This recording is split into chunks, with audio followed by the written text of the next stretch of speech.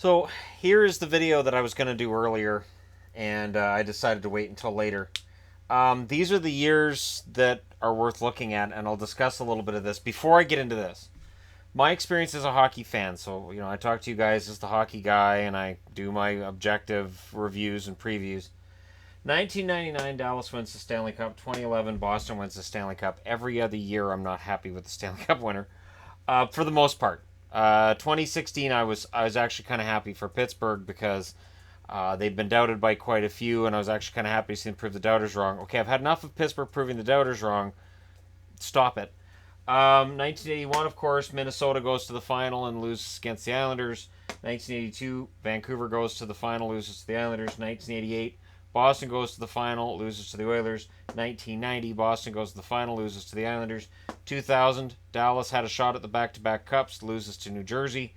2011, Vancouver loses to Boston. So the only way that a team I cheer for can win the Stanley Cup is if they beat another team I cheer for in the final. 2013, Boston goes to the final, loses to Chicago. This has created somewhat of an issue for me as a hockey fan. That so many times a team I cheer for goes to the final, and so many times I'm disappointed. And the only times that a team I like's won, it's been disputed goal and over a team I like better. And there's certain behaviors that I've had over the years, and a lot of the time I've been alone watching games with teams I cheer for. That's why I haven't done a live stream during Boston-Toronto games, because people would be genuinely surprised by my reaction. During Game 2, I played Shipping Up to Boston every time the Bruins scored, and I did a little dance every time Boston scored because that game was a laugher. Tonight, there was no music, there was no dancing, there was no happiness. There was only me concerned right up until 40 seconds left in the game. I get concerned, and let's just go with how I go through a game. And the reason there's 16 points is because there's the good and there's the bad. So on the good side of things, right before a game, right before it starts, my mood is it's fine. It doesn't matter. We can win or lose. It's fine. It's fine. I'm just glad my team's in the playoffs. Everything's okay. Step 2, opening face-off.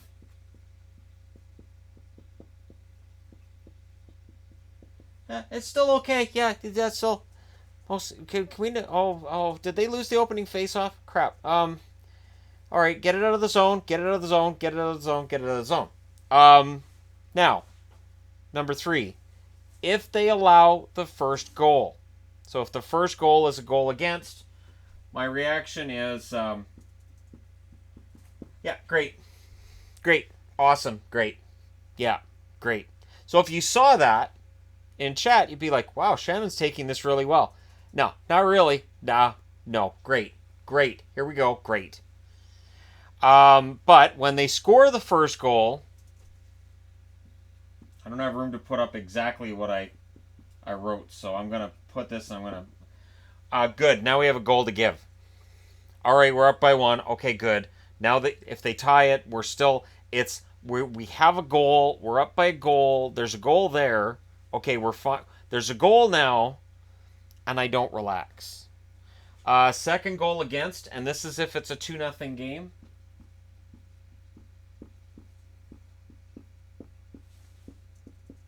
I won't use that exact word, but if we're down 2-0, yeah, that's basically my reaction. I'm not a happy camper at that point. I'm like, oh, awesome, great, yeah. So it's great times crap is basically, yeah, crap. Because odds are one of the 2 goals is going to be a bad goal, and then it's in your head of, my goalie doesn't have it tonight. This is awesome. 6, second goal 4. So this is if we're up by two goals.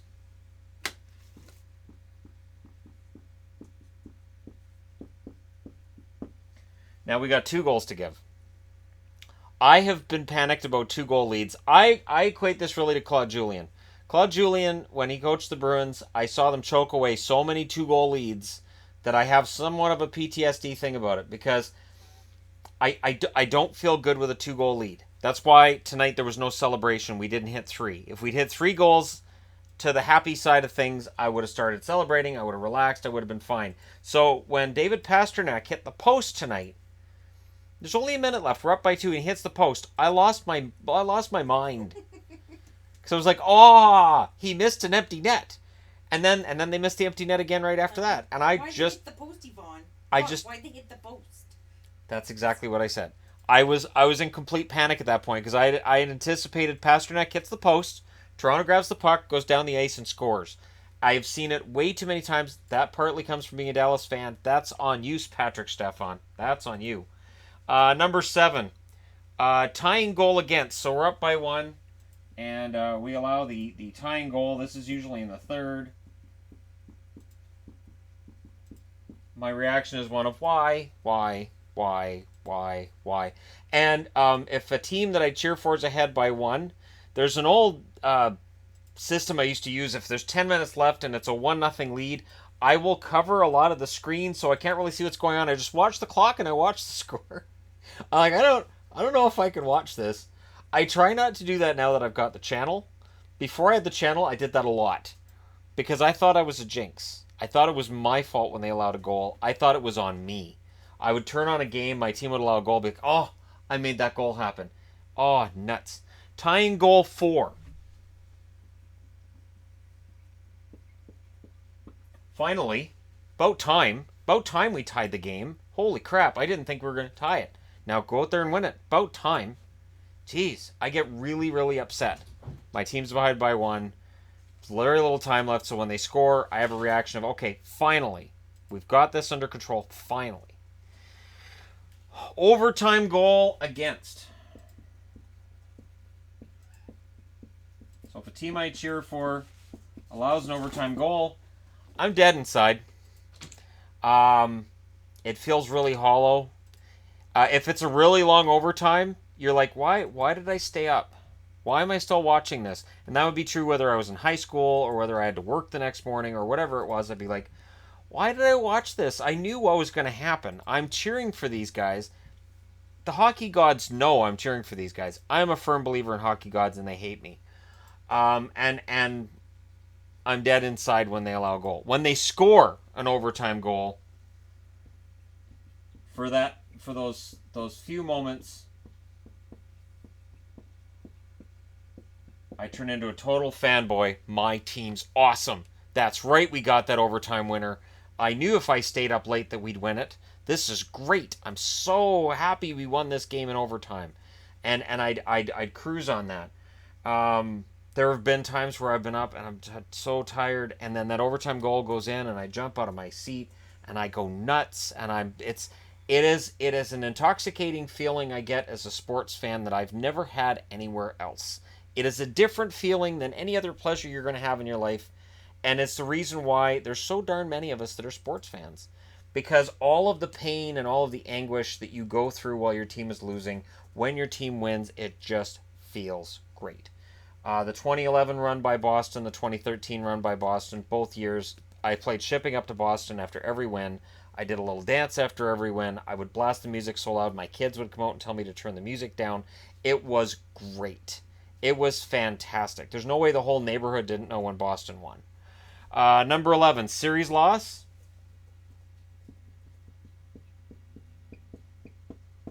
Why life? We lost the series. So, now I gotta suffer through the next 4 months of my life wondering where this went wrong, how things could have been different, thinking about that overtime goal against, and if it's both. If it's an overtime goal against and it decides the series, I am dead inside. Why life? Both of them work. It's a very frustrating time when you're watching hockey and your team loses a series, and it doesn't really matter whether it's a big win or a big loss. And you'll notice I didn't go on to 3 goals for or 3 goals against, because if my team's down by 3, I give up. Now I'm just like, all right, well, I can watch the rest because I can't screw this up any worse by watching it. And if they're up by 3, I'm like, hey, we're good. But if they allow that goal, I'm like, we still got 2 goals to give. Anyways, so why life is my reaction when they're out. Now, if they have a series loss, but it's expected. So when my team's a number 8 seed, just number 2 wild card, it's different. For me, anyways. I'm okay with it. Maybe next year. When my team is an underdog and they're not expected to win anyways, and they lose to a powerhouse, I go, yeah, that was a pretty good year. Maybe next year. And I would think that if you're a fan of Colorado or New Jersey, and if they go out in their next games, this should be your reaction to it, because both teams have played very well. They've both had unexpected runs to the Stanley Cup playoffs. Absolutely, maybe next year should be the reaction. Number 13, series win.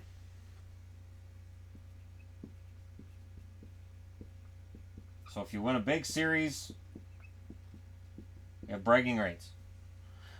Before the internet, we used to troll each other in something called talking face to face, where you'd actually walk up to somebody that you knew was a fan of the other team, wearing that jersey, and say, "I didn't see the game last night. Who won?" 2013, when the Boston Bruins almost lost that one to Toronto, and then Toronto lost the lead, and Boston won in overtime.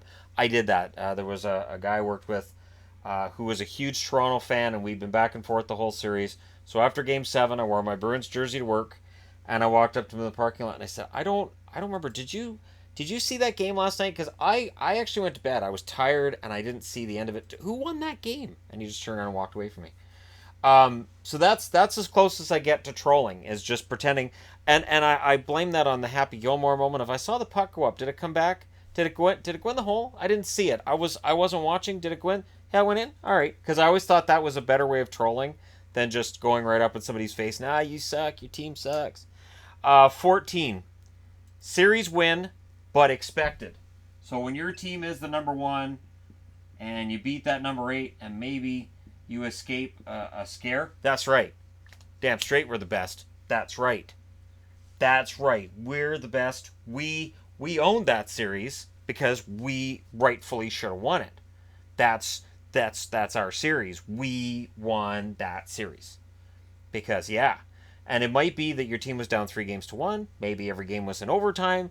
Maybe they got outplayed in every game. But at the end, that's right. No, we won. Yeah, no, we won that series. Number 15, Cup loss. And I've been here too many times. There are no words to describe a Stanley Cup loss. All of these left me gutted, even 2011. Every time that a team I cheer for loses in the Stanley Cup final, I don't have words for it. And then, of course, you have these people who will come up and let you know. Hey, Shannon, what happened last night? Happened to the Bruins? I seem to remember they were in the final, and then this Edmonton team, did they beat them?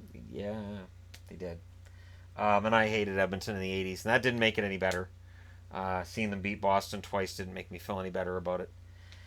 And, yeah, there's just no words. I don't generally swear and scream and yell when my team loses in the final. I just feel hollow. Because your team's right on the verge and you can feel it, and then it sinks away. And in most cases, they're not a 7-game series. In most cases, they're out earlier than 7. But sometimes you'll have 7, but sometimes you have 4. I think 4, 5, 4. Boston had nothing against Edmonton. It was too bad because Ray Bourque was wasted in Boston all that time. But your team wins the Stanley Cup.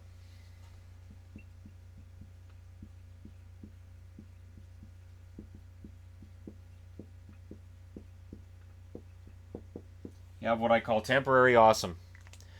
Until October, you're the greatest because your team won the Stanley Cup. That means that you as a fan can say, man, I'm glad we got it. Like, you own it. Like, us. You're a part of the team. You're in the locker room. It's your win, too. And it's a great feeling, twice in 35 years of winning the Stanley Cup, or watching the Stanley Cup. It's tough, though, when your team loses. But, man, when your team wins, it's just great. I know in 2011 when Boston won, and I had to deal with a lot of Vancouver fans that didn't think they could beat Vancouver. It was fun. Not much fun not to be able to wear Boston gear locally, because people don't like Boston. Still don't like Boston. But and I would imagine if I'd been a Rangers fan in '94, it would have been the same thing. But you know, it's an amazing feeling to have your team win. And yeah, that's basically, that was the idea I had tonight when I was And this came from the fact that, the Toronto-Boston game was setting up, and I was like, man, I'm nervous. Because I knew if Boston won this game, they're up 3-1, and they're pretty safe at 3-1 up. Notice I said pretty safe because I've seen 3-1 comebacks.